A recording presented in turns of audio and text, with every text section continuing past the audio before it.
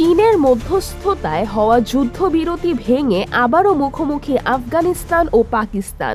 এবার পাকিস্তানের সীমান্তবর্তী লক্ষ্যবস্তুতে হামলার দাবি করেছে তালেবান। দুই দেশের মধ্যে নতুন করে যুদ্ধের আশঙ্কাও দেখা দিয়েছে। পাকিস্তানের সীমান্তবর্তী বিভিন্ন লক্ষ্যবস্তুতে হামলা চালানোর দাবি করেছে আফগানিস্তানের শাসক গোষ্ঠী তালেবান। তাদের দাবি, এই হামলায় পাকিস্তানের দক্ষিণ পশ্চিমাঞ্চলের বেলুচিস্তান প্রদেশে কয়েকজন আহত হয়েছেন। অন্যদিকে পাকিস্তানের সামরিক বাহিনী জানিয়েছে তারা আফগানিস্তান থেকে আসা 4টি ড্রোন ভূপাতিত করেছে। একই সঙ্গে ইসলামাবাদ হুঁশিয়ারি দিয়েছে যে কোনো ধরনের উস্কানির জবাব শক্ত হাতে দেওয়া হবে।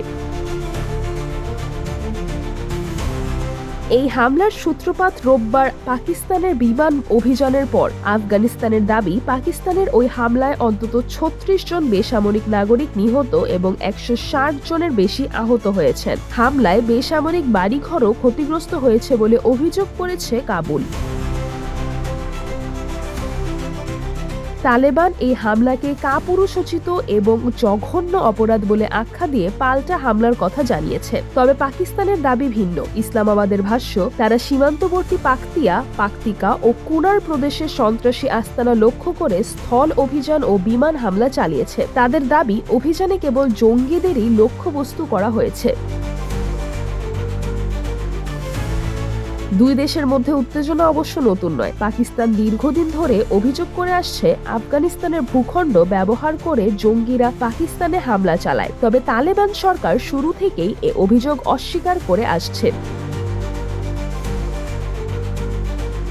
এর আগে একাধিক রক্তক্ষয়ী সংঘর্ষের পর চীনের মধ্যস্থতায় গত অক্টোবরে দুই দেশ যুদ্ধবিরতিতে সম্মত হয়েছিল। কিন্তু সাম্প্রতিক এই পাল্টা হামলায় সেই সমঝোতা কার্যত ভেঙে পড়ার আশঙ্কা তৈরি হয়েছে। দুই দেশের কর্মকর্তাদের তথ্য অনুযায়ী সাম্প্রতিক মাসগুলোতে সীমান্ত সংঘর্ষ, বিমান হামলা এবং পাল্টা অভিযানে কয়েক শতাধিক মানুষ নিহত হয়েছেন।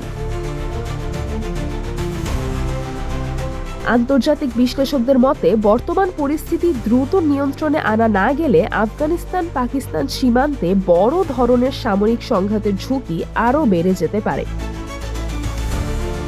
সিজরাতুল আভা, দৈনিক আওয়ার বাংলাদেশ।